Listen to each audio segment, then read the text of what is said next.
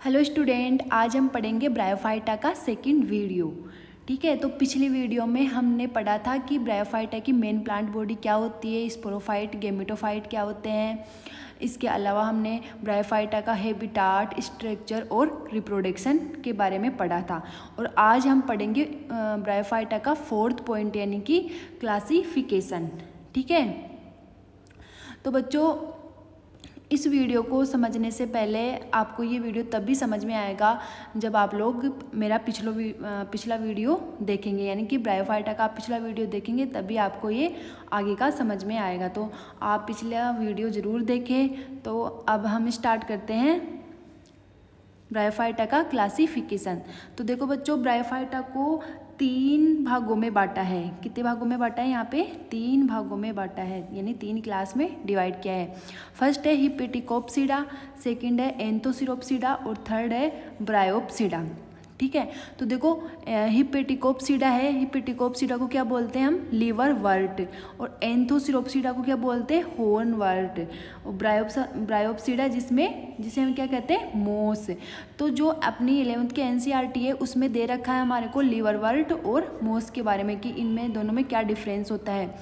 और तो हम यहाँ पे तीनों क्लास पढ़ेंगे, तीनों इम्पोर्टेंट है वैसे तो। ठीक है, तो देखो लीवर वर्ट और जो हॉर्न वर्ट है, हम यहाँ पे इनका क्लासिफिकेशन करें तो इन दोनों में जितने भी कैरेक्टर होंगे इन दोनों के वो कैसे होंगे बच्चों? वो दोनों के लगभग सिमिलर होंगे और इसके डिफरेंस होंगे। तो हमारे को याद रखना है कि जो हॉर्न वर्ट है तो हॉर्न वर्ट के जो जितने भी कैरेक्टर होंगे वो किसके समान होंगे? लीवर वर्ट के लगभग समान होंगे, सभी तो हम नहीं कह सकते। ठीक है, तो देखो सबसे पहले हम पढ़ेंगे लीवर वर्ट। तो देखो लीवर वर्ट में क्या होता है कि इनकी जो मेन प्लांट बॉडी होती है वो कैसी होती है? थैलोइड होती है। थैलोइड का मतलब मैंने पहले बताया था कि जिसमें रूट, स्टेम और तना नहीं होता हो, मतलब पत्तियां नहीं होती हो, उसे क्या बोलते हैं हम? Thalloid structure. और कैसी होता है इनका थैलस? प्रोस्टेट। प्रोस्टेट का मतलब पहले पिछले वीडियो में बताया था मैंने, प्रोस्टेट का मतलब ऐसे होगा, मतलब हॉरिजॉन्टल। ठीक है, हॉरिजॉन्टल होगा। तो इसका थैलस भी कैसा होता है? इसकी भी मेन प्लांट बॉडी कैसी होती है? थैलोइड। और जो थैलोइड होता है वो थैलस कैसा होता है? अगुणित होता है या द्विगुणित होता है? तो पिछली वीडियो में बताया था मैंने कि इनकी मेन प्लांट बॉडी कैसी होती है? अगुणित, यानी कि गेमेटोफाइट। कैसी होती है इनकी मेन प्लांट बॉडी? गेमेटोफाइट। ठीक है, और इनका जो थैलस होता है वो भी कैसा होता है? प्रोस्टेट, यानी कि ऐसा ही होगा। अब देखो बच्चों तीसरा मोस। मोस में इनकी मेन प्लांट बॉडी कैसी होती है? लीफी होती है। ठीक है, और जो तना होता है वो कैसा होता है? इरेक्ट, यानी कि सीधा। तना कैसा होगा बच्चों इनका? सीधा। लीफी का मतलब यहाँ पे ऐसे हैं कि देखो ये इनका स्टेम है और ऐसे ऐसे पत्तियाँ पाई जाएगी, यानी कि इनमें ट्रू रूट, लीफ और स्टेम का तो अभाव होता है, लेकिन इनमें जैसे पत्तियाँ, जड़ और तने की जैसी संरचनाएं पाई जाती है। तो इनका जो स्ट्रक्चर होता है वो कैसा होता है? सीधा होता है। और कैसा होता है? पर्णिल युक्त। लीफी का मतलब यहाँ पे क्या है? पर्णिल युक्त। तो इनका थैलोइड कैसा होता है बच्चों? पर्णिल होता है। ठीक है, सेकेंड पॉइंट पढ़ेंगे हम। देखो राइजोइड्स। इनके राइजोइड्स में क्या डिफरेंट होता है? राइजोइड्स का मुख्य काम क्या होता है? ये जड़ जैसी संरचना होती है जिसका कार्य होता है जल का अवशोषण करना, मतलब मिट्टी से जल और खनिज का अवशोषण। यहाँ पे इनमें ब्रायोफाइटा में वास्तविक जड़ें तो जब वास्तविक जड़ों का तो अभाव होता है तो उनकी जगह क्या पाई जाते हैं? राइजोइड्स पाए जाते हैं। तो ये राइजोइड्स कैसे हो सकते हैं ब्रायोफाइटा में? एक कोशिकीय भी हो सकते हैं और बहुकोशिकीय भी हो सकते हैं। तो देखो बच्चों एक कोशिकीय राइजोइड्स किस में मिलते हैं? तो एक कोशिकीय राइजोइड्स मिलेंगे लीवर वर्ट। लीवर वर्ट में कौन कौन आते हैं? मार्केंसिया और रिस्किया। ठीक है, तो इनकी जो राइजोइड्स है वो कैसे हैं? यूनिसेलुलर, यानी एक कोशिकीय, और अनब्रांचेड, यानी कि अशाखित। कैसे होते हैं बच्चों? अशाखित। मतलब जैसे ये है इनका स्टेम तो ये ऐसे ही पाए जाएंगे, इनमें कोई शाखाएं नहीं पाई जाएगी। तो लीवर वर्ट के कैसे होंगे? यूनिसेलुलर और अनब्रांचेड। ऐसे ही सेम किसके होंगे? एंथोसिरोप्सिडा। और एंथोसिरोप्सिडा यानी कि हॉर्न वर्ट, जिसे हम क्या बोलते हैं बच्चों? हॉर्न वर्ट। और इसमें एक ही एग्जाम्पल है वो है एंथोसिरीज। तो एंथोसिरोप्सिडा यानी एंथोसिरोप्सिडा से अपन को क्या रखना है याद? एंथोसिरोज। तो इसके राइजोइड्स भी कैसे होते हैं? यूनिसेलुलर। अब पढ़ते हैं हम मोस। मोस के राइजोइड्स कैसे होते हैं? तो मोस के राइजोइड्स होंगे मल्टीसेलुलर और ब्रांचेड, यानी कि बहुकोशिकीय और शाखा युक्त होंगे। ठीक है, इसके अलावा देखो तीसरा पॉइंट पढ़ते हैं हम इनके बारे में। तीसरा पॉइंट है कि sporophyte is completely dependent on gametophyte, कि जो स्पोरोफाइट होता है, स्पोरोफाइट का मतलब क्या होता है हिंदी में क्या बोलेंगे उसको, बीजाणुद्भिद। क्या बोलेंगे बच्चों, बीजाणुद्भिद। कि जो ब्रायोफाइट है यानी कि जो लीवरवर्ट है, लीवरवर्ट का जो बीजाणुद्भिद होता है वो पूर्ण रूप से किस पे डिपेंड करता है, गेमेटोफाइट। मैंने पिछले वीडियो में बता दिया था कि गेमेटोफाइट और स्पोरोफाइट का मतलब क्या होता है। एक बार मैं आप लोगों को यहाँ पे बताती हूँ कि देखो गेमेटोफाइट होते हैं जो इनकी मेन प्लांट बॉडी होती है, और एक होता है स्पोरोफाइट। गेमेटोफाइट से यहाँ पे गेमिट बनेंगे, उनमें फर्टिलाइजेशन होगा, फर्टिलाइजेशन से क्या बनेगा, जायगोट बनेगा, जायगोट से यहाँ पे क्या बनेगा, एम्ब्रियो बनेगा, फिर एम्ब्रियो से क्या बनेगा यहाँ पे स्पोरोफाइट, और फिर स्पोरोफाइट से स्पोर बनेंगे, और स्पोर से वापस से गेमेटोफाइट बनेगा। तो जो स्पोरोफाइट होता है जैसे ये है, ये क्या है, ये गेमेटोफाइट है, इस गेमेटोफाइट पे ही ये लगा होगा ये स्पोरोफाइट। तो ये अपने भोजन आवास के लिए किस पे डिपेंड करता है बच्चों, गेमेटोफाइट पे। इसीलिए जो लीवरवर्ट है तो उनका वो स्पोरोफाइट है वो किस पे डिपेंड करेगा, गेमेटोफाइट पे। ये मैं आगे आपको डायग्राम में अच्छे से बता दूंगी। तो इसी प्रकार इसमें भी मतलब एंथोसिरोप्सिडा का एग्जाम्पल क्या है, एंथोसिरोज। तो एंथोसिरोज में भी क्या होगा कि इनका जो बीजाणुद्भिद है वो पूर्ण रूप से किस पे डिपेंड करेगा, गेमेटोफाइट पे यानी युग्मोद्भिद पे। इसीलिए देखो मैंने यहाँ पे लिखा है, इसीलिए अर्थात इनका स्पोरोफाइट होता है वो कम विकसित होता है। क्यों होता है कम विकसित, क्योंकि कम विकसित का कारण है कि स्पोरोफाइट है, स्पोरोफाइट के 3 भाग होते हैं, एक होता है कैप्सूल, एक होता है सिट्टा, और तीसरा होता है यहाँ पे फुट। तो ये इनमें ना अच्छे से मतलब ये विकसित नहीं होती है ज़्यादा, कैप्सूल, सिट्टा और फुट क्या नहीं होते, ज़्यादा विकसित नहीं होते। और इनके हम पढ़ेंगे तो इनका जो स्पोरोफाइट है पार्शियली डिपेंडेंट होता है गेमेटोफाइट पर, और इसमें कैप्सूल, सिट्टा और फुट अच्छे से विकसित होते हैं, ठीक है। इसीलिए इनका स्पोरोफाइट क्या होता है, अधिक विकसित होता है। ये मैं आप लोगों को डायग्राम में पढ़ाऊँगी, ठीक है। तो देखो जो मोस होता है, तो मोस का जो स्पोरोफाइट होता है पार्शियली डिपेंडेंट ऑन गेमेटोफाइट, यानी कि आंशिक रूप से डिपेंडेंट होता है। और इसका स्पोरोफाइट अधिक विकसित होता है, किससे अधिक विकसित होगा बच्चों, लीवरवर्ट से अधिक विकसित होता है। और ये लाइन एनसीईआरटी में भी दे रखी है।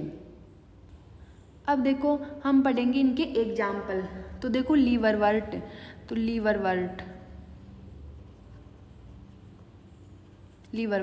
लीवरवर्ट में कौन से एग्जाम्पल आएंगे, मार्केंशिया और रिस्किया, ठीक है, मार्केंशिया और रिस्किया। और इसके अलावा हॉर्नवर्ट जिसे हम क्या बोलते हैं, एंथोसिरोप्सिडा। तो एंथोसिरोप्सिडा में एक ही एग्जाम्पल आएगा, वो आप लोगों को याद रखना, एंथोसिरोज। इसके अलावा मोस में कौन से एग्जाम्पल आएंगे, फ्यूनेरिया और स्पेगनम। तो ये आप लोगों को याद रखना है, एग्जाम्पल याद रखना, मार्केंशिया, रिस्किया, एंथोसिरोज, फ्यूनेरिया, स्पेगनम और पॉलीट्राइग्राम। ये तीनों क्या है, ये तीनों मोस है, ठीक है। तो इनके एग्जाम्पल याद रखने हैं।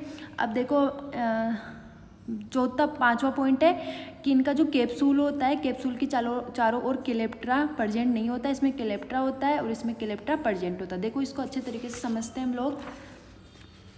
तो देखो जैसे स्पोरोफाइट होता है, ठीक है, तो इनका स्पोरोफाइट होता है 3 भागों में डिवाइड होता है। ये वाला होता है इनका कैप्सूल, ठीक है, ये होता है इनका सिट्टा और ये होता है इनका फुट। तो इनका जो स्पोरोफाइट होता है, स्पोरोफाइट कितने भागों में बटा होता है, 3 भागों में बटा हुआ होता है। और स्पोरोफाइट होता है वो कैसा होता है बच्चों, जो स्पोरोफाइट होता है वो कैसा होता है, वो होता है 2n। तो कैप्सूल भी यहाँ पे कैसा होगा 2n, और सिट्टा भी कैसा होगा 2n, और फुट भी कैसा होगा 2n। क्योंकि स्पोरोफाइट अगर 2n है तो ये तीनों भी क्या होंगे, 2n ही होंगे, यानी कि द्विगुणित होंगे।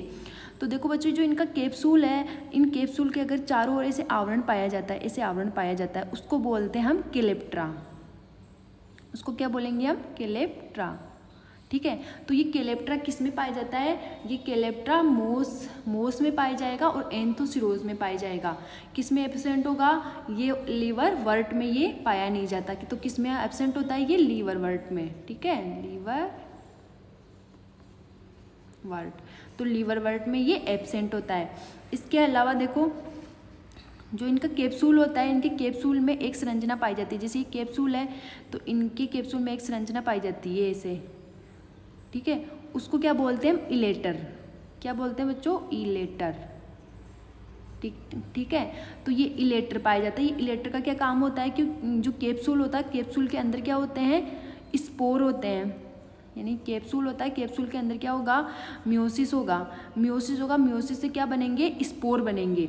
यानी कि जो स्पोरोफाइट होता है, हमारे को पता है कि स्पोरोफाइट होता है, तो स्पोरोफाइट में क्या होता है, मियोसिस होता है। मियोसिस कौन से भाग में होता है बच्चों, कैप्सूल वाले भाग में होता है। तो इस कैप्सूल में क्या होता है, मियोसिस होता है। मियोसिस से यहाँ पे क्या बनेंगे, स्पोर बनेंगे। तो इन स्पोर को मुक्त करने में सहायता करते हैं ये इलेटर्स। तो यहाँ पे एक संरचना पाई जाती है, ठीक है, जिसको हम क्या बोलेंगे, इलेटर। तो देखो बच्चों, इसमें क्या होगा, कैप्सूल के चारों ओर कैलेप्ट्रा एब्सेंट होता है, इसमें कैलेप्ट्रा पाया जाएगा। यानी कि ये कैप्सूल होगा और कैप्सूल के चारों ओर जो आवरण पाया जाएगा वो इसमें एब्सेंट होता है और इन दोनों में पाया जाएगा। यानी एंथोसिरोज और जो भी मोस है, तो मोस में ये कैलेप्ट्रा प्रेजेंट होता है। अब देखो, इसमें इलेटर पाए जाते हैं। इलेटर यानी कि यहाँ पे जैसे कैप्सूल है, कैप्सूल में क्या होता है, मियोसिस होता है, मियोसिस से क्या बनता है, स्पोर। तो ये इलेटर क्या करते हैं, स्पोर को बाहर निकालने में हेल्प करते हैं, ठीक है। तो इलेटर किस में प्रेजेंट होते हैं, मार्केंशिया और रिस्किया में। और यहाँ पे सूडो इलेटर पाए जाते हैं। तो ये क्वेश्चन बहुत बार पूछा हुआ है कि सूडो इलेटर यानी आभासी इलेटर, क्या पूछेंगे, आभासी इलेटर किस में प्रेजेंट होता है, आभासी इलेटर किस में पाए जाते हैं। तो हमारे को याद रखना है एंथोसिरोज, एंथोसिरोज में क्या होते हैं, आभासी इलेटर प्रेजेंट होते हैं।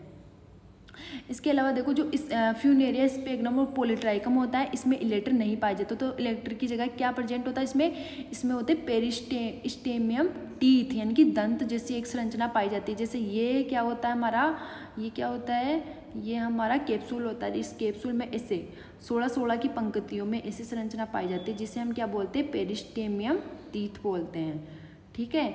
और ये जो कैप्सूल होता है, इस कैप्सूल में क्या होगा, मियोसिस होगा, मियोसिस से स्पोर बाहर आएंगे। तो ये भी क्या करते हैं, पेरिस्टेमियम टीथ क्या करते हैं, स्पोर को बाहर आने में हेल्प करते हैं, ठीक है। तो हमने पढ़ लिया है ब्रायोफाइटा का क्लासिफिकेशन, और उसको कितने भागों में बांटा है, उसको बांटा है हम लोगों ने 3 भागों में, लीवरवर्ट, हॉर्नवर्ट और क्या, मोस, ठीक है। और तीनों के बारे में हमने पढ़ लिया है।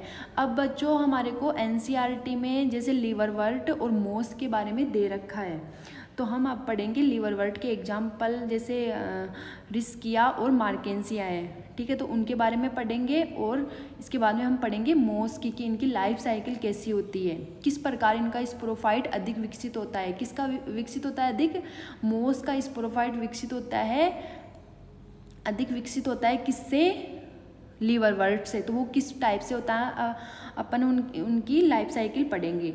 तो देखो, ये है लीवरवर्ट। तो लीवरवर्ट में कौन कौन से एग्जाम्पल आते हैं, 2 ही एग्जाम्पल याद रखने, ये 2 ही आते हैं। रिस्किया, एक और आता है खैर, तो लेकिन आपको ये 2 ही याद रखने हैं, रिस्किया और मार्केंसिया, ये 2 एग्जाम्पल आते हैं। अब देखो, जो रिस्किया होता है वो कैसा होता है बच्चों, मोनोसियस। मोनोसियस का मतलब क्या होता है कि जैसे एक ही प्लांट है, तो एक ही प्लांट पे क्या होता है, नर और मादा, यानी कि मेल और फीमेल, अगर वो एक ही प्लांट पे होता है तो उसे क्या बोलते हैं, मोनोसियस। होमोथेलिक का मतलब क्या है कि उनके जो थैलस है दोनों की, वो कैसी है, सेम। तो ये कैसी होती है, होमोथेलिक प्लांट। तो रिस्किया कैसा प्लांट होता है, मोनोसियस एंड होमोथेलिक प्लांट। दूसरा हम पढ़ेंगे मार्केंसिया। तो मार्केंसिया के बारे में हमें तो अच्छे से पढ़ना ही है। तो मार्केंसिया देखो कैसा प्लांट होता है, डायोसियस।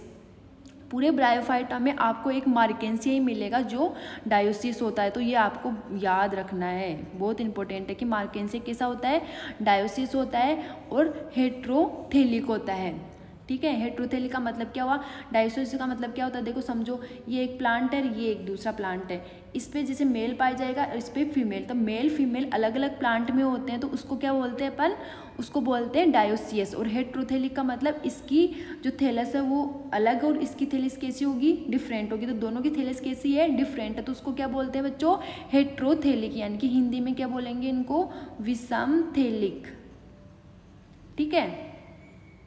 और इसको बोलते हैं उभयलिंगी, और इसको अब मेरे को पता नहीं है हिंदी का, आप लोग ये ध्यान रखना कि मोनोसियस का मतलब होता है कि एक ही प्लांट पे मेल फीमेल होते हैं, और डायोसियस का मतलब क्या होता है कि अलग अलग प्लांट पे मेल फीमेल होते हैं, उसको क्या बोलते हैं, डायोसियस। तो मार्केंसिया कैसा होता है, डायोसियस होता है। अब देखो जो मार्केंसिया अपन ने पढ़ा है कि मार्केंसिया में जो थैलस होता है वो कैसा होता है, प्रोस्ट्रेट, ऐसे होता है, प्रोस्ट्रेट होता है, ठीक है। तो इसके थैलस के दो पार्ट होते हैं, एक तो होता है डोर्सल और एक होता है वेंट्रल, यानी कि एक तो होता है पृष्ठीय भाग और एक होता है अधरीय भाग, दो भागों में बांटा है। अब जो इनकी पृष्ठीय सतह यानी ऊपर वाली जो सतह है ना, डोर्सल सरफेस, उस पर क्या प्रेजेंट होते हैं, उस पर प्रेजेंट होते हैं गेमा कप। क्या प्रेजेंट होंगे, गेमा कप। यहाँ पे दे रखा है मैंने गेमा कप और मिड रिब। देखो मिड रिब का मतलब क्या है, मैंने आगे डायग्राम दे रखा है कि ऐसे पत्ती नुमा संरचना होती है, पत्ती होती नहीं है, पत्ती जैसी संरचना होती है, तो उसमें बीच बीच में क्या पाई जाएगी, मिड रिब, और क्या पाए जाएंगे पृष्ठ सतह पर गेमा कप, और अदर सतह पर इसमें क्या मिलते हैं, स्केल मिलते हैं और राइजोइड्स बनते हैं, राइजोइड्स ऐसे मिलते हैं, और यहीं पे स्केल होते हैं, स्केल होते हैं, ये पादप को क्षति से बचाते हैं, ठीक है। तो हम पढ़ेंगे अब मार्केंसिया में एसेक्सुअल रिप्रोडक्शन यानी कि अलैंगिक जनन, ठीक है। अलैंगिक जनन किस टाइप से होता है, तो फ्रेगमेंटेशन तो सभी में ही पढ़ना है, क्योंकि सभी जो प्लांट होंगे, बहुकोशिकीय जो प्लांट होंगे, उनमें कैसा होगा, फ्रेगमेंटेशन यानी कि खंडन। तो खंडन तो बच्चों सभी में ही पाया जाएगा। दूसरा इसमें एसेक्सुअल रिप्रोडक्शन की क्या विधि है, गेमा कप। तो गेमा कप हमने पढ़ा भी कि गेमा कप कौन सी सतह पे मिलेंगे, तो गेमा कप कौन सी सतह पे मिलेंगे, पृष्ठ सतह पे। देखो ये मैंने डायग्राम बनाया है, ये मार्केंसिया की थैलस है, ठीक है। तो ये थैलस कैसी होती है, पत्ती के जैसी होती है, इसमें पत्तियां नहीं पाई जाती लेकिन पत्ती के जैसी होती है, ये थैलोइड है।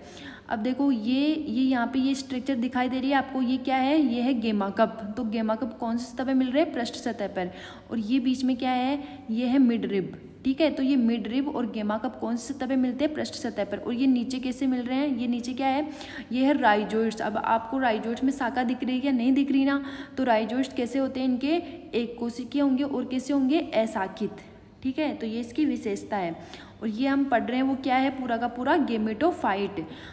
तो इनका जो गेमेटोफाइट होता है वो कैसा होता है, पत्ती के जैसा, पत्तीनुमा संरचना। तो इनकी पत्तीनुमा संरचना होती है, यानी कि ये क्या कैसा होता है, हेप्लोइड, ठीक है। इस पर जितनी भी जो जैसे गेमेटोफाइट, अगर गेमेटोफाइट पर जितनी भी जो संरचनाएं पाई जाएगी वो कैसी होगी, हेप्लोइड होगी। क्यों होगी, क्योंकि गेमेटोफाइट खुद कैसा है, हेप्लोइड है, तो इस पर पाई जाने वाली संरचनाएं भी कैसी होगी, हेप्लोइड होगी, यानी कि अगुणित होगी, ठीक है। अब यहाँ पे देखो जो ये गेमा कप है, इस गेमा कप को पढ़ेंगे हम। यहाँ पे देखो ये गेमा कप, ये थैलस है, और ये मैंने गेमा कप को अलग से निकाल लिया है। यहाँ पे ये गेमा कप, और गेमा कप के अंदर हमारे को क्या दिख रही है, बहुत सारी गेमल बड दिख रही है। तो बच्चों प्रत्येक जो गेमल बड होगी, गेमल बड बाहर निकलेगी, और एक गेमल बड से कितने नए प्लांट का निर्माण होता है, 2 नए प्लांट का। ये भी स्टेटमेंट में पूछ लेते हैं कि एक गेमल बड से कितने नए प्लांट का निर्माण होता है, 2 नए प्लांट का निर्माण होता है। तो देखो ये गेमल बड होगी, प्रत्येक गेमल बड क्या होगी, बाहर आएगी, बाहर आकर के कितने प्लांट का निर्माण करेगी, 2 नए प्लांट का निर्माण करेगी। अब देखो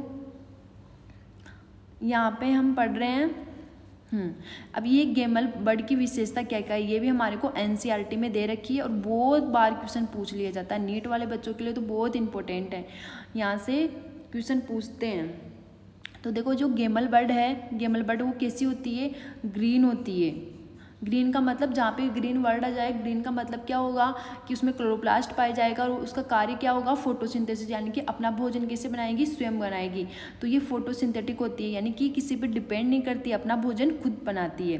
तो देखो गेमल बर्ड है वो कैसी होगी, ग्रीन होगी। दूसरी विशेषता क्या है, ये मल्टी सेलुलर होती है। कैसी होती है, मल्टी सेलुलर, यानी कि बहुकोशिकीय। याद रखना है, ये स्टेटमेंट पूछ लेते हैं, बहुकोशिकीय होती है। तीसरा पढ़ा है अपन ने, ये कैसी होती है, हेप्लोइड। ये मैंने आप लोगों को बताया कि अगर गेमेटोफाइट आप अगर गेमल वर्ड पाई जा रही है तो कैसी होगी, हेप्लोइड होगी। क्यों, क्योंकि खुद गेमेटोफाइट कैसे है, हेप्लोइड है। देखो कहाँ पे मिलेगी ये, पृष्ठ सतह पे। मैंने पहले बताया कि डोर्सल सरफेस पे मिलेगी। तो गेमल बर्ड की विशेषता क्या होगी यहाँ पे कि गेमल बर्ड कैसी होती है, अलैंगिक कलियाँ होती है। पहले तो अपन क्या लिखेंगे, ऐसे एनसीईआरटी में लिख रखा है कि गेमल बर्ड, गेमल बर्ड यानी क्या है, अलैंगिक कलियाँ है, जो कैसी होती है, ग्रीन कलर की होती है, बहुकोशिकीय होती है, हेप्लोइड होती है। और कहाँ पे पाई जाएगी ये, गेमेटोफाइटा की पृष्ठ सतह पे, ठीक है, यानी कि थैलस की पृष्ठ सतह पे ये पाई जाएगी। अब पढ़ेंगे हम सेक्सुअल रिप्रोडक्शन के बारे में, यानी कि लैंगिक जनन के बारे में। तो देखो जो ब्रायोफाइटा यानी कि मार्केंसिया है, तो मार्केंसिया में जो सेक्स ऑर्गन होते हैं, सेक्स ऑर्गन का मतलब क्या है यहाँ पे, लैंगिक अंग, लैंगिक जननांग, लैंगिक जननांग। तो लैंगिक जननांग कैसे होते हैं? बहुकोशीय और जैकेट युक्त होते हैं। बच्चों एक शैवालों को छोड़ दो, शैवालों के अलावा जितने भी पादप आएंगे उनके सेक्स ऑर्गन कैसे होते हैं? बहुकोशिकीय और जैकेट युक्त, यानी कि मल्टी सेलुलर और जैकेट युक्त। शैवालों में अपवाद क्या था? एक कारा अपवाद था। तो कारा को छोड़ दो और सारे शैवालों की जेनेटिक जो सेक्स ऑर्गन थे वो कैसे थे? एक कोशिकीय और जैकेट रहित। और शैवालों के बाद में जैसे ब्रायोफाइट, टेरिडोफाइट, एंजियोस्पर्म, जिम्नोस्पर्म, सभी के जितने भी प्लांट हम पढ़ेंगे उनमें सेक्स ऑर्गन कैसे मिलेंगे? बहुकोशिकीय और जैकेट युक्त। ठीक है। अब देखो हमने पढ़ा है कि जो मतलब ये मार्केंसिया है, तो मार्केंसिया कैसा प्लांट होता है? डायोसियस, यानी कि नर व मादा अलग अलग प्लांट पे मिलेंगे, हेट्रोथेलिक होता है। तो ये देखो ये स्ट्रक्चर है इनकी, ये है फीमेल पार्ट और ये है मेल पार्ट। अब देखो यहाँ पे हमने ये पढ़ा है, ये क्या है? ये इनकी थैलस है और इस थैलस पे ये क्या पाए जा रहे हैं? ये गेमा कप पाए जा रहे हैं। ये क्या है? इनकी मिडरिब है। और ये नीचे की ओर क्या है? इनके राइजोइड्स है। इसी प्रकार इसमें भी राइजोइड्स है, ये गेमा कप है। अब ये जो पार्ट दिख रहा है इसको बोलेंगे हम आर्किगोनियोफोर और इसको क्या बोलेंगे हम? एंथ्रीडियोफोर। तो बच्चों पूरे ब्रायोफाइटा में एकमात्र ब्रायोफाइटा में मार्केंसिया है जिसमें क्या किसका फॉर्मेशन होता है? आर्किगोनियोफोर और एंथ्रीडियोफोर। इसके अलावा और किसी में आर्किगोनियोफोर, एंथ्रीडियोफोर का फॉर्मेशन नहीं होता है। तो देखो आर्किगोनियोफोर का मतलब क्या है? आर्किगोनियोफोर का मतलब है कि ग्रुप ऑफ आर्किगोनियम, इनकी बहुत सारी जो क्या बोलते हैं इसको? स्त्रीधानी। आर्किगोनियम को क्या बोलते हैं? स्त्रीधानी।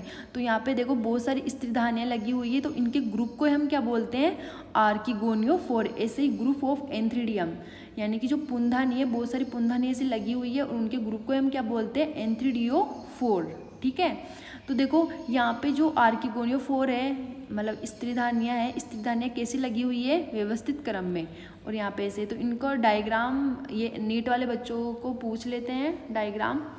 तो इसमें डायग्राम से हमारे को याद रखना कि स्त्रियाँ तो हमेशा वैसे कैसी रहती है? व्यवस्थित रूप से रहती है। तो इसमें जो स्त्रियाँ देखो स्त्रीधानियाँ है वो कैसी है? व्यवस्थित रूप में लगी हुई है और इसमें अव्यवस्थित है। जो जिसमें व्यवस्थित होगा तो वो डायग्राम किसका होगा? फीमेल गेमेटोफाइट का। ठीक है। तो ऐसे करके अपन याद रखना, ये एक याद रखने का तरीका है। तो ये क्या हो गया? फीमेल गेमेटोफाइट और ये क्या है? Mail gametophyte. ठीक है। अब देखो इनमें सेक्सुअल रिप्रोडक्शन कैसे होगा? जैसे ये एंथ्रीडियम है, एंथ्रीडियम से एंथ्रोजोइड्स आएंगे, एंथ्रोजोइड्स बाहर निकल करके कहाँ पे आएंगे? स्त्रीधानी के पास आएंगे। फिर एग से क्या एग और एंथ्रोजोइड्स के बीच में फर्टिलाइजेशन होगा और उससे क्या बनेगा? जायगोट। जायगोट से क्या बनेगा? एम्ब्रियो। फिर एम्ब्रियो से क्या बनेगा? स्पोरोफाइट। और फिर स्पोरोफाइट में क्या होगा? मियोसिस। और मियोसिस से वापस क्या बनेंगे? स्पोर। स्पोर से फिर वापस से संरचना कौन सी बनेगी? गेमेटोफाइट। ऐसे। तो देखो अब देखो ये आर्किगोनियम है, आर्किगोनियम यानी स्त्रीधानी। स्त्रीधानी ये इनके इंग्लिश वर्ड भी याद रखना है आपको। आर्किगोनियम है तो ये कैसी स्ट्रक्चर है? ये है फ्लास्क नुमा, फ्लास्क लाइक, यानी कि ऐसी स्ट्रक्चर होती है फ्लास्क लाइक। ठीक है। तो फ्लास्क नुमा संरचना होती है और इसमें क्या पाया जाता है? एक एग पाया जाता है। इसके अलावा इसमें एक नेक केनाल सेल पाई जाती है। और ये कैसी होती है बच्चों? नॉन फ्लेजलेट होती है, इनकी एचल होती है। कैसी होगी? एचल होती है, अचल होगी। ठीक है। तो इनमें जो स्त्रीधानी होती है वो कैसी होती है? फ्लास्क लाइक संरचना होती है और कैसी होती है? एचल होती है। इधर देखो इसमें देखो एंथ्रीडियम यानी पुंधानी। पुंधानी कैसी होती है? ये व्रंतनुमा संरचना होती है इसे। और इसके अंदर ये एंड्रोसाइट सेल्स पाई जाती है जो किसका फॉर्मेशन करती है? एंथ्रोजोइड्स का। तो देखो ये एंथ्रीडियम है, एंथ्रीडियम के अंदर ये जो कोशिकाएं पाई जा रही है उनको क्या बोलते हैं? एंड्रोसाइट कोशिकाएं बोलते हैं। जो एंथ्रोजोइड्स, एंथ्रोजोइड्स क्या है? यहाँ पे गेमिट है। ये क्या है? गेमिट है। जैसे देखो आर्किगोनियम में एक सेल पाई जा रही है, वैसे ही एंथ्रीडियम में क्या पाई जाएंगी? एंथ्रोजोइड्स। ये गेमिट होते हैं, नर युग्मक होते हैं। ये क्या होते हैं बच्चों? युग्मक होते हैं। एंथ्रोजोइड्स क्या है? युग्मक। और कैसे होते हैं? हमेशा फ्लेजिलेट युक्त होंगे, यानी कि चल होंगे। कैसे युग्मक पाए जाते हैं? यहाँ पे चल युग्मक। और कितनी फ्लेजिला पाई जाएगी? 2 फ्लेजिला पाई जाएगी। तो सभी ब्रायोफाइट्स में हम देखेंगे कि ब्रायोफाइट्स में हम देखेंगे कि फ्लैजिला कितनी मिलेगी। तो फ्लैजिला हमेशा चाहिए, अपन फ्यूनेरिया यानी मोस भी पढ़ेंगे तो उसमें भी फ्लैजिला कितनी मिलेगी, 2 ही मिलेगी। ठीक है, तो ये याद रखना है कि बाइफ्लैजिलेट होते हैं, यानी ब्रायोफाइट्स के जो नर युग्मक होते हैं वो कैसे होते हैं बच्चों, बाइफ्लैजिलेट होते हैं। अब अपन पढ़ेंगे मार्केंसिया की लाइफ साइकिल। तो देखो इसमें ये फीमेल गेमेटोफाइट होता है और ये मेल गेमेटोफाइट है। फीमेल गेमेटोफाइट में ये स्त्रीधानी पाई जा रही है, फ्लास्क जैसी संरचना है, और ये पुंधानी है यानी कि एंथ्रीडियम है जो कैसी संरचना है, व्रंतनुमा, और इससे ये एंथ्रीजोइड्स निकल रहे हैं ऐसे, और ये कैसे हैं, बाइफ्लैजिलेट है, और इसमें ये एक सेल है, एक कोशिका पाई जा रही है। तो देखो बच्चों यहाँ पे एक कोशिका, और ये क्या है, गेमेटोफाइट स्ट्रक्चर है।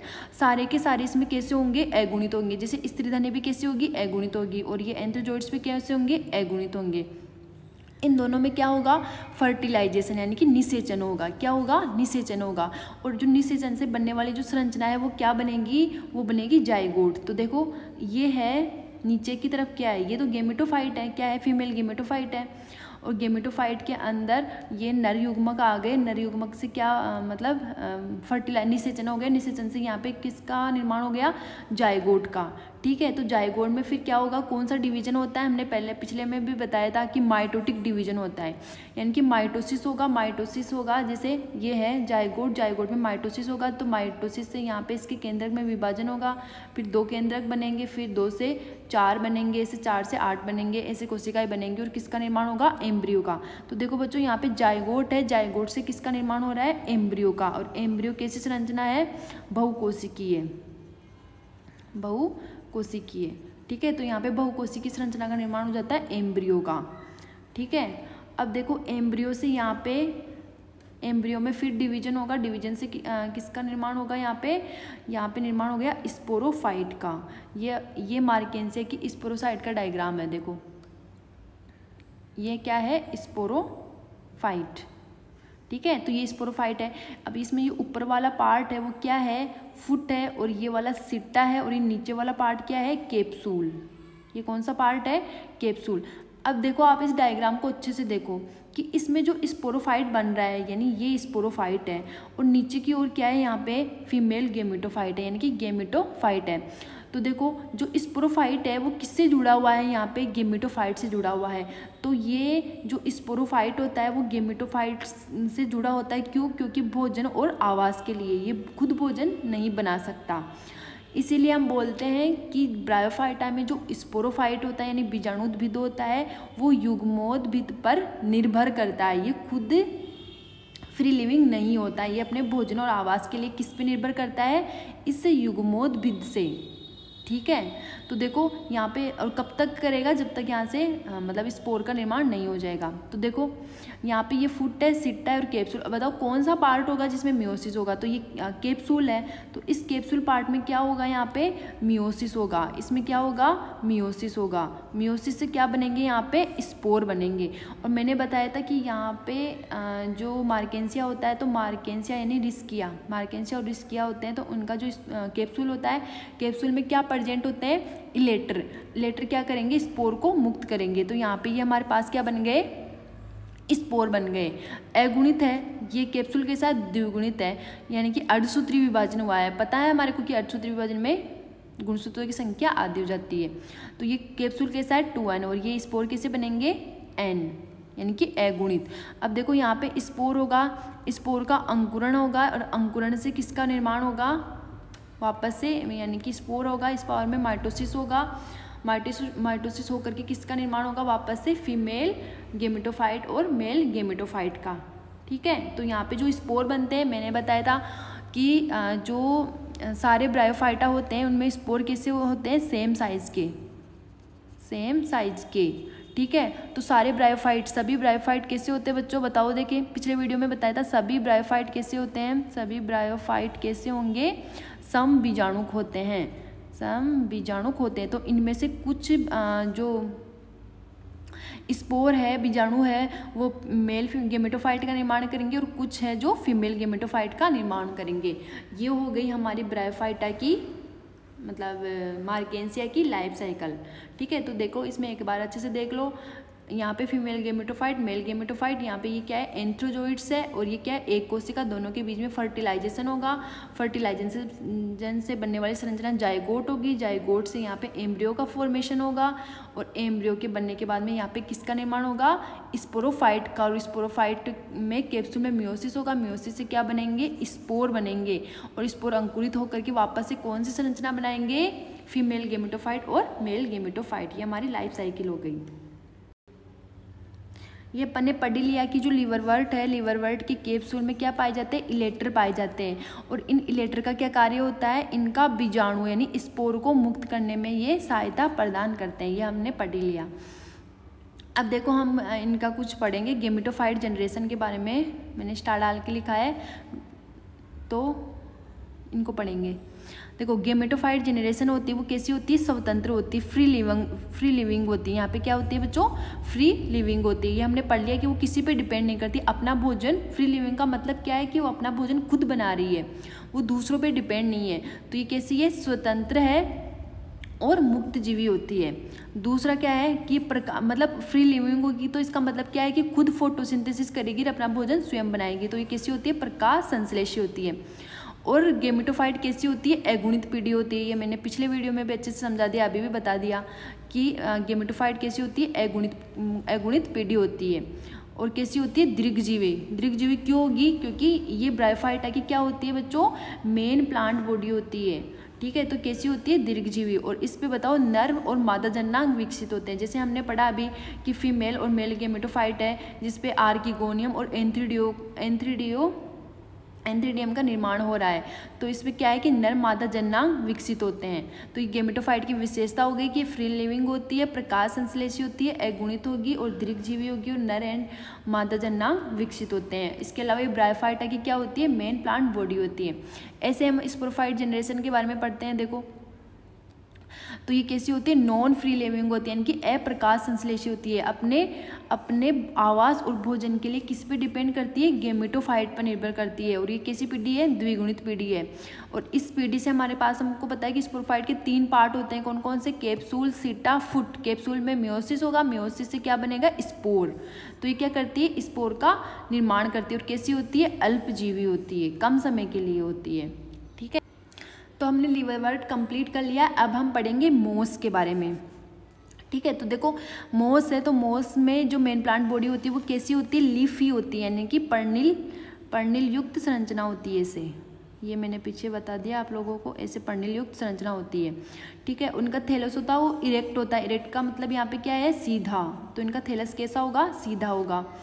राइजोइड्स होंगे, वो कैसे होंगे, देखो स्टेम के आधार भाग पे लगे होते हैं। कैसे होंगे, मल्टी सेलुलर और ब्रांचेड, यानी कि शाखित होंगे। तो बहुकोशिकीय होंगे, और कैसे होते हैं इनके राइजोइड्स, शाखित होते हैं। जबकि मार्केंसे के कैसे थे, एक कोशिकीय और अशाखित। देखो मैंने यहाँ पे एक एग्जाम्पल, ये है किसका, ये एग्जाम्पल है मोस का। ये फ्यूनेरिया, क्या है ये, फ्यूनेरिया। तो देखो ये फ्यूनेरिया है। अब इसको अच्छे से समझो, ये एनसीईआरटी में भी आपके दे रखा है, और कभी कभी क्या होता है क्वेश्चन में डायग्राम दे करके क्वेश्चन पूछ लेते हैं। ठीक है, तो देखो ये जैसे ये पत्ती जैसी संरचना है, ये पत्ती जैसी संरचना है वो क्या है, ये गेमेटोफाइट है। और नीचे की ओर ये क्या पाए जा रहे हैं, राइजोइड्स। तो देखो राइजोइड्स में हमारे को क्या दिख रही है, शाखाएं दिख रही है। तो राइजोइड्स कैसे होते हैं, इनके बहुकोशिकीय और शाखित युक्त होते हैं। और ये क्या है, मेन अक्ष है इनकी, और ये क्या है, लीफ है। ठीक है, तो ये पत्ती नुमा जो गेमेटोफाइट होता है, डायरेक्ट क्वेश्चन पूछा जाता है कि कौन से ऐसे प्लांट है जिनमें पत्ती युक्त गेमेटोफाइट पाया जाता है। तो वो कौन से प्लांट है, ब्रायोफाइट। क्योंकि आगे हम जैसे टेरिडोफाइटा में पढ़ेंगे, तो टेरिडोफाइटा कैसे प्लांट हैं जिनमें सुविकसित जड़, तना और पत्ती पाई जाती है, यानी वहाँ पे सवन उत्तकों का निर्माण हो जाता है। तो वो जड़, तना, पत्ती किसके भाग होते हैं, स्पोरोफाइट के। जबकि यहाँ पे ये पत्ती जैसी संरचना वो किसका भाग है, यहाँ पे गेमेटोफाइट का। तो ये पत्ती जैसी संरचना है यहाँ पे, वो कैसी होती है, अगुणित होती है। याद रखना है कैसी होती है, अगुणित, द्विगुणित मत कर देना, अगुणित होती है ये। अब देखो ऊपर है, ये गेमेटोफाइट है, और इस गेमेटोफाइट से ही अटैच है यहाँ पे स्पोरोफाइट। ठीक है, क्या अटैच है यहाँ पे, स्पोरोफाइट। ये स्पोरोफाइट के 3 भाग है, एक तो है ये कैप्सूल है, और ये क्या है, ये सिट्टा है, और ये क्या है, फुट है। तो देखो बच्चों, इसमें कैप्सूल, सिट्टा और फुट हमारे को अच्छे से दिखाई दे रहे हैं, यानी कि इनमें जो सिट्टा होता है, देखो लंबा सिट्टा होता है, धसा हुआ फुट होता है, और कैप्सूल भी कैसा होता है, विकसित होता है। यही कारण है कि जो मोस है, मोस का स्पोरोफाइट होता है वो लिवरवर्ट की तुलना में अधिक विकसित होता है। तो वो क्या कारण है कि इनमें लंबा सिट्टा, धसा हुआ फुट और कैप्सूल पाया जाता है, इसीलिए इनका स्पोरोफाइट क्या होता है, अधिक विकसित होता है। और ये पार्शियली डिपेंडेंट होता है गेमेटोफाइट पे, पूर्ण रूप से नहीं होता है। ठीक है, तो देखो कैप्सूल, सिट्टा, फुट दोनों कैसे होंगे, द्विगुणित होंगे। क्यों, क्योंकि ये किसके पार्ट है, स्पोरोफाइट के। तो ये यहाँ तक स्पोरोफाइट का पार्ट हो गया, और यहाँ से लेकर के यहाँ तक ये किसका पार्ट हो गया, गेमेटोफाइट का। तो ये किसका एग्जाम्पल है, ये है फ्यूनेरिया का, जो कि क्या है, मोस। तो हम मोस के बारे में ही पढ़ रहे हैं। अब हम पढ़ेंगे मोस में रिप्रोडक्शन। तो देखो रिप्रोडक्शन एसेक्सुअल भी होता है और सेक्सुअल भी होता है, यानी कि अलैंगिक जनन होगा और लैंगिक जनन होगा। अलैंगिक जनन में देखो फ्रेगमेंटेशन, खंडन तो सभी में पाया जाएगा, और इसके अलावा इसका जो सेकेंडरी प्रोटोनिमा है, अभी हम पढ़ेंगे कि इसमें प्रोटोनिमा क्या होता है, प्रोटोनिमा का निर्माण कैसे होता है। तो प्रोटोनिमा होता है, प्रोटोनिमा के अंदर क्या होगा, बडिंग होगा, जिससे क्या होगा, इसमें अलैंगिक जनन होगा। प्रत्येक जो बड होगी, बड निकल करके इसमें किसका निर्माण करेगी, एक नए पादप का निर्माण करती है। तो इसमें खंडन होता है और क्या होता है, बडिंग होती है एसेक्सुअल रिप्रोडक्शन में। लैंगिक जनन, तो लैंगिक जनन देखो हम पढ़ते हैं, ये है इनका लैंगिक जनन, ये इनकी लाइफ साइकिल है। ठीक है, किस प्रकार लैंगिक, जैसे हमने मार्केंसिया के बारे में पढ़ा है ना, अब हम पढ़ेंगे यहाँ पे मोस के बारे में। तो देखो इनकी जो मेन प्लांट बॉडी होती है वो कैसी होती है, लीफी होती है, इसमें इससे पत्ती जैसी संरचना पाई जाती है। तो ये क्या है, ये है गेमेटोफाइट। अब प्रत्येक जो पत्ती जैसी संरचना है, इस पे क्या पाई जाएंगे, नर मादा जननांग। तो ये क्या है, मादा यानी कि स्त्री धानी, और ये क्या है, पुंधानी यानी एंथ्रीडियम। तो ये है आर्किगोन, ये है आर्किगोनिया, और ये क्या है, एंथ्रीडियम। अब इसके अंदर यहाँ पे एक पाई जाएगा, और एंथ्रीडियम से क्या निकलेंगे, एंथ्रोजोइड्स, यहाँ से ऐसे नर युग्मक निकलेंगे, और वो कैसे होंगे, बाइफ्लेजिलेट होंगे, इसमें भी बाइफ्लेजिलेट होते हैं। ठीक है, अब देखो यहाँ पे ये है, ये क्या है, ये है गेमेटोफाइट, और ये है फ्लास्क जैसी संरचना स्त्रीधानी। स्त्रीधानी के अंदर क्या आएंगे, नर युग्मक आएंगे, और किसका निर्माण होगा, यहाँ पे जाइगोट का निर्माण होगा। जाइगोट के निर्माण के बाद में यहाँ पे किसका फॉर्मेशन होगा, एम्ब्रियो का निर्माण होगा। ठीक है, यहाँ से माइटोसिस होगा, माइटोसिस होगा, क्या होगा, माइटोसिस, जाइगोट में माइटोसिस होगा, माइटोसिस से किसका निर्माण होगा, एम्ब्रियो का। और एम्ब्रियो से बनने वाली जो संरचना है वो क्या है, यहाँ पे क्या है, यहाँ पे एम्ब्रियो से जो संरचना बनेगी वो क्या बनेगी, स्पोरोफाइट। तो इसका विकास हो रहा है, और ये नीचे क्या है, ये है गेमेटोफाइट। ये हमारे को पता है कि स्पोरोफाइट होता है वो गेमेटोफाइट से लगा हुआ होता है। क्यों लगा हुआ था, क्योंकि भोजन और आवास प्राप्त करता है इससे। ठीक है, तो देखो इसके 3 पार्ट होते हैं स्पोरोफाइट के, ये 3 पार्ट हो गए, कैप्सूल, सिट्टा, फुट। अब देखो इसमें सिट्टा लंबा होता है, फुट धसा हुआ होता है, और कैप्सूल भी क्या होता है, इसमें विकसित होता है, इसीलिए इसका स्पोरोफाइट क्या होता है, अधिक विकसित होता है।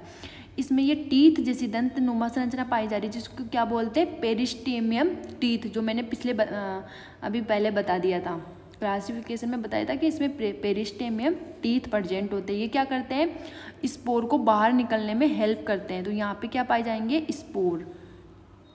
यहाँ पे कैप्सूल होता है, कैप्सूल के अंदर क्या होगा, मियोसिस होगा, क्या होगा, अर्धसूत्री विभाजन, यानी कि मियोसिस होगा, अर्धसूत्री विभाजन होगा। यहाँ पे अर्धसूत्री विभाजन होगा, अर्धसूत्री विभाजन से यहाँ पे क्या होंगे, स्पोर बाहर आएंगे। स्पोर कैसी संरचना होती है, अगुणित, और स्पोर वापस से अंकुरित होकर के किसका निर्माण करेंगे, गेमेटोफाइट का। किसका निर्माण करेंगे, गेमेटोफाइट का। तो ये हो गया मास में यानी फ्यूनेरिया में सेक्सुअल रिप्रोडक्शन। तो इसका आप स्क्रीनशॉट ले सकते हैं। तो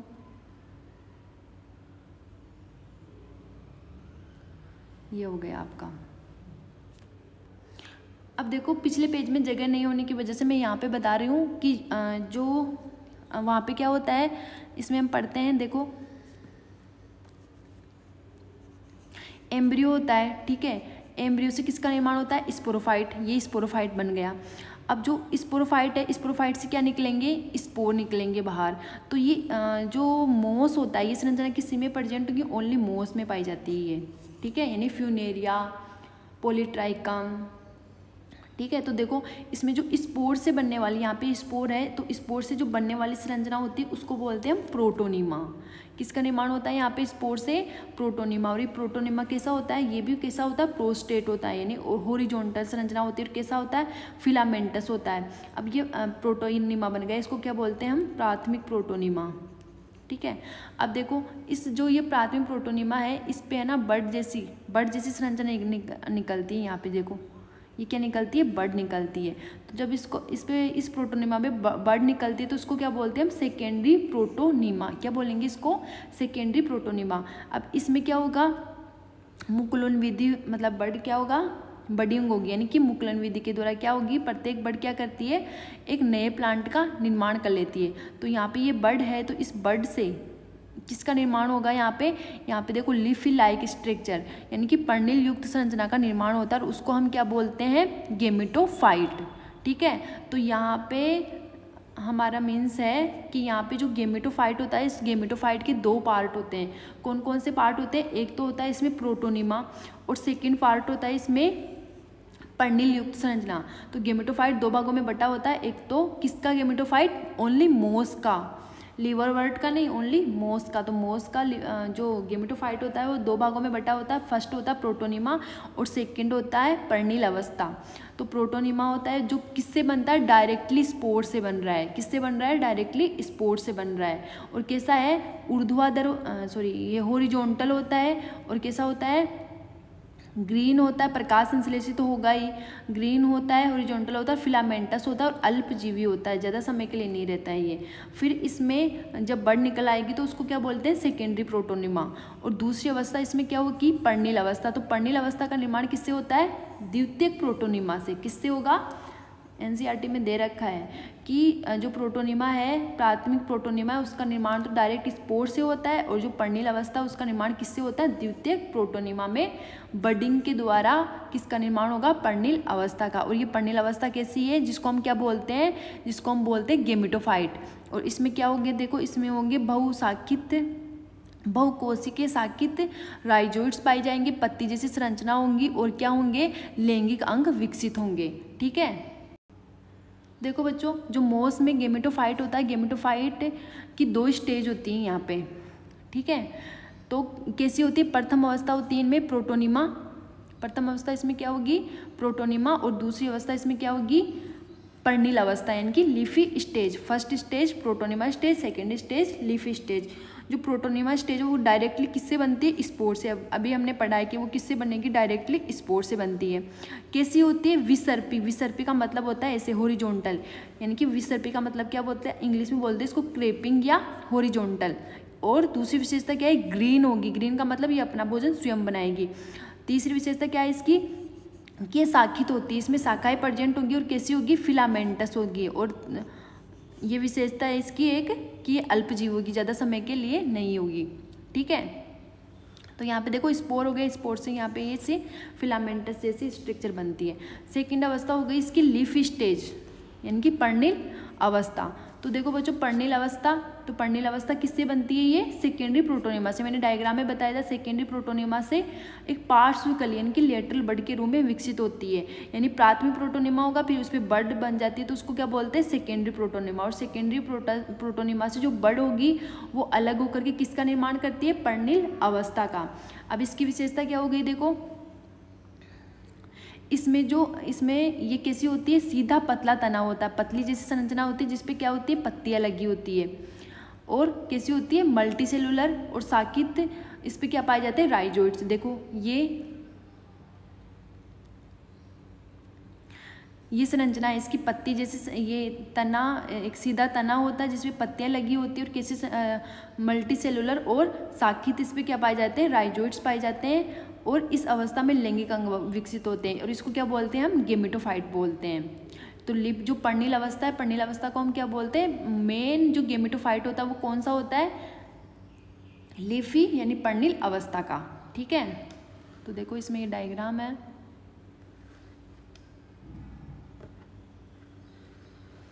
ठीक है बच्चों, तो ये हमने पढ़ लिया कि जो मोस होता है, मोस में जो गेमेटोफाइट होता है वो उसकी दो अवस्था होती है। प्रथम होती है प्रोटोनीमा और सेकेंडरी होती है पर्णिल अवस्था।